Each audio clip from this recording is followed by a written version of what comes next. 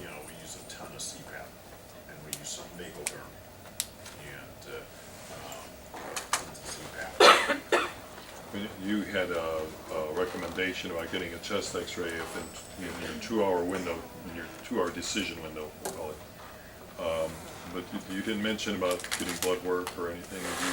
Usually we routinely get, like, you know, CBC chemistry profile and a blood culture just because. Yeah, and I think, yeah, it's perfectly fine, because if it's getting to the point where you're thinking of transferring the baby, we're gonna want all that. And also cap gases. You do those. What's a cap? Capillary blood gas? Oh yeah, we do capillary blood gas. Labs can do capillary blood gas. They can do heel stick blood gas. Yeah. So, you know, people ask us about arterial gases, and really all you need is the ability to do a capillary blood gas and a sat monitor. And you know, we manage a lot of our transports with respiratory distress with just capillary blood gases and a sat monitor. You know, if we're really in trouble, we get an ART stick, but you know, we occasionally put an ART line in on transport, but not all that often. And most of our transports are requested for respiratory distress. Yeah. But yeah, if you have any question about that, you can talk to the lab, because again, that you have a kid. I've never had trouble getting a capillary blood gas from lab. I think they can do it, but we can clarify that. But I think the important part of that Iowa plan is a time frame that, you know, whether you like to look at 2 hours or 4 hours or 67 minutes, you know, at some point you need to look at this baby better, worse, or not changing. And that if your resources for managing a respiratory illness in a newborn are limited, then after whatever period of time that is, if the answer is not changing or worse, they need to go. That if they're getting better, keep going. And just keep an eye on them. Even if they're still in some oxygen, if they clearly look like they're getting better, and you checked an x-ray and it, you know, it's not a whopping pneumothorax or something, then you're probably fine to keep watching. That's a good thing about it. If anybody's afraid to send a baby off, but I see them, they leave very quickly here within that. It's just that middle time before somebody gets here, we have nothing, and they're kind of sitting out there. And I think that something a little else. What about, we use the oxy hoods, the heated humidified oxy hoods. Are you comfortable with that? That's why we had entertained the thought of Vapotherm. Would that be a more, you know, a safer, more effective way to give oxygen than the oxy hood? That was my big question. The oxy hood's the best. Okay. Now, again, that's talking about a baby whose primary issue is they need supplemental oxygen. Yes. You're not talking about a baby whose work of breathing is such that they need help. And, you know, you would like to have something, whether it's mask CPAP for the needle cough or a Vapotherm or whatever. But if you're trying to support them with their supplemental oxygen, oxyhood is the best initially, because that's going to tell you exactly how much oxygen the baby needs. That you can't get that from Vapotherm. If you're on a 50% Vapotherm, you don't know how much the baby's actually getting at the lungs, because there's mixing in the nasopharynx, and that's how much the mouth's open and so forth. So I like oxyhoods when I'm trying to figure out how sick the baby is. Okay. But obviously you can't give anything other than oxygen. Yeah. As the baby is starting to, this is like very general, and I'm thinking the baby's starting to get better, baby's in the hood for 2 or 3 hours, the work of breathing's decreased, the respiratory rate's down, the heart rate's okay, color's good. We want to start weaning the oxygen. Is there a guideline about when it would be safe to take the hood off and change to a cannula, or should we keep the hood for 24 hours, or what would be just a safe guideline? Well, you're not going to find anything but common sense recommendations. There's nothing data-driven on this. Okay. But the most important thing, what's the most important thing she said about the baby? Baby's doing well. Yes, the vital baby's work, getting better. breathing, yeah, it's better. So you have a baby that's, in an oxy hood, and they're satting well on 35% oxygen, and you're weaning down, you've been as high as 50. Baby's sats 99, 100. They're not grunting as much, they look pretty good. Clearly getting better. Is it okay to put that kid in a nasal cannula at that point? I would think it's a little high, but Yeah. My rule of thumb is if they're getting better and they're weaning and it's getting into the 30s on the amount of oxygen you're having to give them, you can probably keep it up on a 1 liter nasal cannula. okay. But the key is the baby looking better? If the baby's clearly getting better, the FiO2's weaning, it's getting down into 30s or 20s, then it's fine. I like the oxy hood when I'm trying to figure out how sick the baby is, what's the supplemental oxygen requirement doing. It could always change. That baby may be getting better, and then, a little while later, they turn around and go the other way, depending on what the disease process is. But the key is, are they getting better? If they look better and the oxygen is weaned and they're satting great, then, it's fine. Or if you don't want to open another bag, maybe they'll wean off the hood in the next hour. It's really up to what you want to do. Let's say we have my perfect baby again, and they're continuing to get better, and I would think, you're the expert, but I would think we would just use cannulas, we wouldn't use masks. What would you think? As a weaning device? Where I will use the mask sometimes, coming out of the delivery room. The Okay. baby may be in a mask. Yeah, And some of these kids, if you leave them in the mask, this is pretty close to an oxygen, you have some confidence that there's seeing the oxygen that's being delivered through the mask, like the oxy hood. If you think this baby might get better in an hour or two, it's fine to leave them in the mask, okay. and not open up an oxy hood. Specify what kind of mask you're talking Just a Benny mask, just like a, Yeah. about. Are you And talking about we're, Fiji? No, Are one's, you talking about blender, or are you talking about?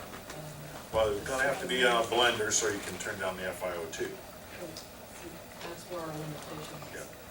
run into, because, you might just use a simple mask or something like that as a face, which you're in the same boat, you don't know where you're at Right. with FiO2. No, you have to be able to wean the FiO2, just like in the oxy hood. I think if we had a good air compressor hooked up to a blender, that we could easily be able to do that. Now, how many blenders do you have now that you can use? Two? They've got two. Two, but they're not- still, They're not up and running yet? yeah, they're still down. We have two? One on the No, we wall. have Two- one. two- We have one on our on our panda. But we have two corpses downstairs that are not yet. Oh. And they're gonna have an E-cylinder on them, but the E-cylinder with a blender will, if you're on a lower FiO2, which you want with babies, it's gonna suck through real fast, so. What's an E-cylinder? Wait, Your can little yellow ones. can you hook those? We don't into have the a wall wall? there. Is that like in there? That's one thing I mentioned to Greg, is there a way to see Yeah. if we could get some piped in air running up there? No, they'd have to tear the walls out. No, you don't have to. There's ways to run those pipes up very easily. They do have. They just need to get a quote. Yeah, we Oh. had some concerns. I mean, they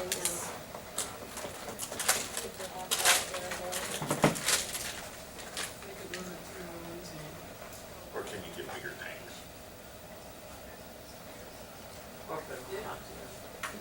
If you really. So if you use put it- them on an oxy I'd rather have hood, them on oxygen. I can see the baby better, I can tell, I can better evaluate. well, that's up for you, you guys decide how you want to do it. But either of those I've done it both ways. I've kept them on a mask for an hour or two and see, well, they're gonna wean off, or they're not gonna wean off and they go to an oxy hood.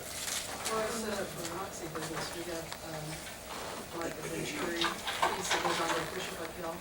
So you can just dial it like you would a cool air I slide. got it. And so you can blend in and use the air to blend in with your straight air too, and get So your it comes off the hood. percentage. So you can get a little bit better percentage of, But you can't do very low percentage of oxygen.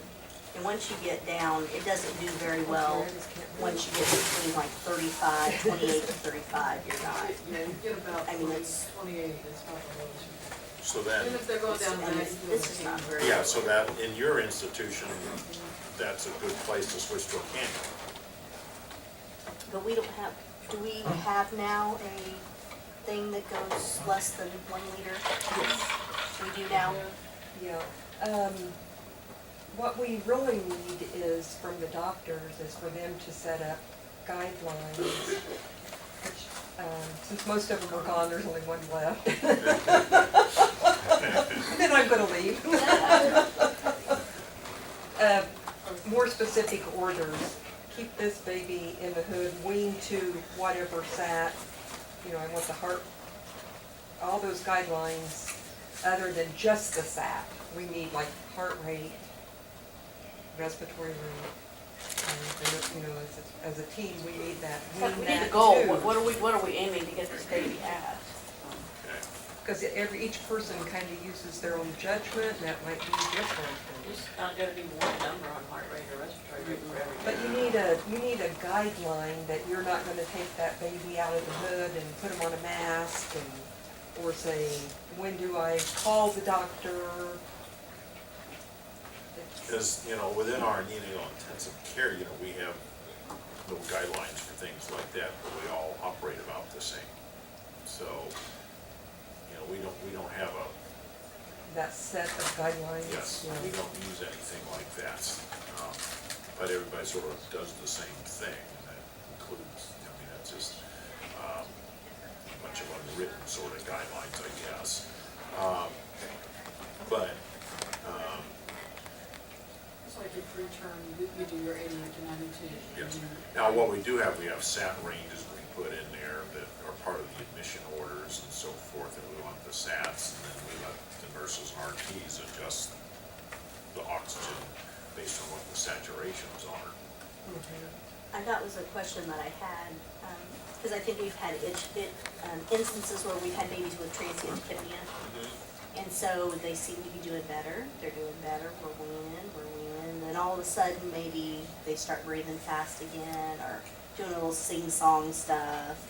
They're holding their SATs for a while, maybe the SATs drop to 85, 87, something like that.